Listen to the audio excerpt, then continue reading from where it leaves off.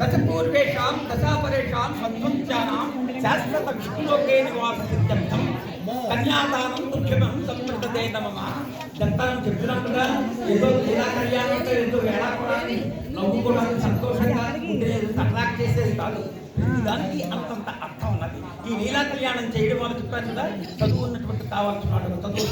పెళ్లి కావాల్సిన వాడు పెళ్ళి అవుతుంది సంతానం లేని వాడికి సంతానం కలుగుతుంది మన కోరికలన్నీ నెరవేర్చేస్తుంది మనందరినీ కూడా సంతృప్తించేటువంటిది ఈ లీలా కళ్యాణం ఇక్కడ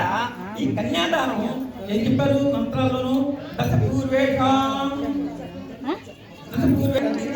అందులో మామూలుగా ఈ పెద్ద పెళ్లి చేసినా 21 తరాలు తగ్గుతాయంటాం అటువంటి మహానుభావుడు దేవదేవోత్తముడు పరమాణ పురుషుడు భగవంతుని యొక్క కాలికంటే ఆయన యొక్క మనం కన్యాదానం చేశామంటే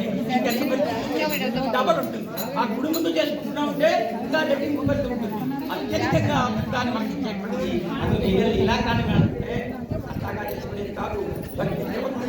అంత భక్తితో అందరినీ కూడా మనందరినీ ఉత్తరం పెద్ద పెట్టు ఈ పక్క కొట్లాలు పెంచుకుంటాయి ఆ బుక్కే పెట్టి లేకపోతే మరి పరం రేపు నిలబడండి ఒకసారి నీకు కొద్దిగా కాలు సాగుతాయి జాగ్రత్త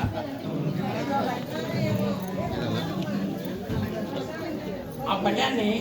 కొంచెం మధ్యలో ఒక్కొక్క చెయ్యి అందరూ వేసేటట్టు అయ్యా